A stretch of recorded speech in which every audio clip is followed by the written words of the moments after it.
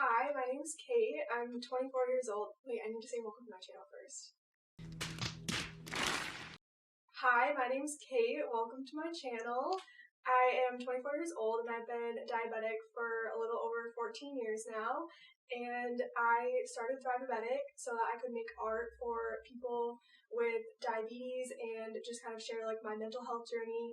So now I am on to YouTube and just talking a little bit more in depth about what I'm doing on diabetic and all of the things that are important to me, like mental health and feeling better and just accepting diabetes. Aww. So I was diagnosed with type 1 diabetes when I was 10 years old, and that was just a huge shift for my family and I, just trying to navigate that. I was very young, but also old enough to know what was happening, what was going on. So I was super scared when I was diagnosed and just really worried about having to take shots and all of that. But when I was having all the symptoms of diabetes, I had no idea that any of it was like out of the normal really. And it was only because my aunt is a nurse and she was noticing my symptoms of just like weight loss and being thirsty all the time, going to the bathroom all the time, being really fatigued, all those things, where she told my dad to take me to the doctor when we got back from camping. So that was basically what happened. After that, everything just changed. We went to a hospital in Grand Rapids, Michigan, which was really great, and we basically had like a 12-hour day of learning everything about diabetes and carb counting, how to take shots, blood sugar management, all of that, but it was super, super overwhelming for my family. I was super young, so I don't remember a lot of it, and I also passed out at the hospital. So I was off in a different room getting an IV of fluids while my family was like learning what type 1 diabetes was. So it was an overwhelming day to say the least. When I got home from the hospital, I got super sick and I was sick for about a week and it was basically like flu symptoms during that time. And it was just a lot for me to adjust to, and it was also a lot for my family to adjust to. We had a really difficult time with figuring out carb ratios and how much insulin to take, and all of that. But luckily, we had a good team of doctors and nurses in Grand Rapids that we could call whenever, just to like help us transition. And then after that, my life did change a lot. I think that being diagnosed that young made me become very responsible very quickly because I had to, with managing diabetes. Like, I couldn't not think about it. So I think that was a little bit hard for me. And throughout my childhood, I was definitely not as confident with having diabetes and like telling other people about it, and just like going to school with diabetes. I definitely hid it from a lot of people. I didn't talk about it. It was really only my close friends and my family that knew that I had it, and other than that, no one knew. I hid it from everyone. And that was another reason that I stayed doing insulin injections for so long versus trying a pump, because when I tried the pump, well, also I had a bad experience because I tried the insulin pump and then the very first day that I was doing like a trial of it, I accidentally ripped it off. And after that, I was like, no, I am not doing the insulin pump. It like scared me too much. And just the thought of like having it on me all the time like made me super nervous. So I basically didn't do it for a really long time.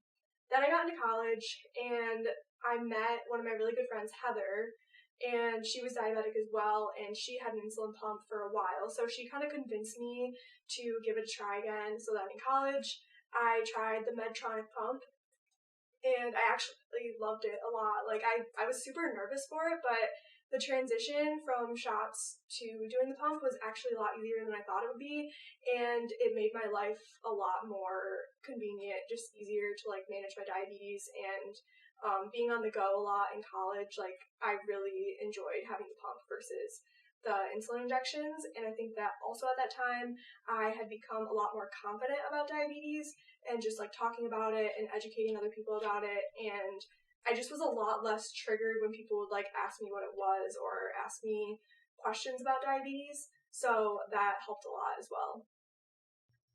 So as far as mental health goes, growing up, I didn't really deal with mental health a lot, and I kind of ignored diabetes to the extent that I could. But for the most part, growing up with diabetes, I didn't really have a lot of issues with management and stuff like that. I just, most of the time, I did fine with it. And so I think that made it a little bit easier for me to kind of just ignore like how it was making me feel, because of the fact that like for the most part the management was fine. I mean, of course I had like highs and lows, but just nothing like crazy. So I kind of just like didn't deal with like my thoughts and feelings about diabetes for a while. And then when I got into college, it definitely became more obvious to me how I felt about diabetes. So, like I said, I started talking about it more, and I knew that I wanted to be more open about it when I got into college because I wanted my roommates and just my like friends that were close to me to know about it. So that I was a little bit safer too. So I did like talk about it a lot more, and like I said, just being more open and stuff like that. And then it was just a little bit harder for me to manage in college because I was under a lot more stress, and I realized that stress and like lack of sleep, for example, like really affect my blood sugar. And I didn't know that because I hadn't really dealt with anything outside of just like my normal life growing up that would really affect my blood sugars in that way. So I was like having a more difficult time with it. And then into my sophomore year of college, it started to become like very prominent that I was having like mental health issues with it because I would just get in these cycles of like my blood sugar going super high and just like it not being managed well. And I felt very, very frustrated by it. And I felt myself like becoming more and more triggered by it, like the more that it went on. So like when I would have these cycles of like my blood sugar going high and low and just like not being able to control it, like I would get frustrated so easily, and I found myself just being very like angry and resentful, like for having diabetes and just feeling like it was super unfair and just all these like really negative emotions around having diabetes and dealing with it when I felt like no one else has to deal with this. Why do I have to deal with it? That kind of thing. So after that, I started to think more about like getting into therapy and talking about it more and like trying to work through those emotions. And luckily, I had a therapist, I had access to a therapist through my endocrinologist in Grand Rapids. And she also had diabetes and she worked for the endocrinology office. So she was a therapist specialized in diabetes, which I don't think there's very many of them out there. At least that's what it seemed like from what she told me, that there wasn't very many people who specialized like specifically in diabetes. But luckily I had access to that, so it was super helpful. And I went to her for about 2 months. It wasn't very long, but it was definitely a lot during that time because like I had never been to therapy at all, and then like I was going to therapies for something that was like very triggering to me. So it was a lot of emotions for sure, but it was definitely like emotions that I needed to like get out about diabetes and just like think about it more and think about how it was affecting me and just like my mindset around it. So overall, it was helpful.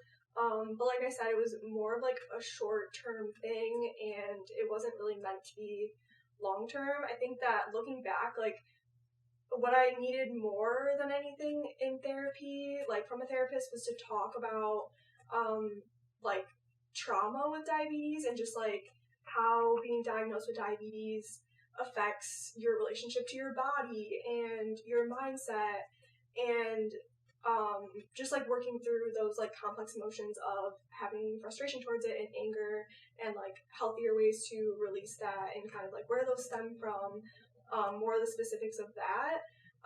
But regardless, I was kind of able to like work on that on my own afterwards and just like work on my mindset more and like be able to recognize the like negative thought patterns and stuff like that I had. And that was also just to do with like my normal life. Like I really wanted to work on my mindset with just life things like not related to diabetes, and then that also helped me deal with diabetes too. So it was kind of like a weird process of becoming better about my mindset around it.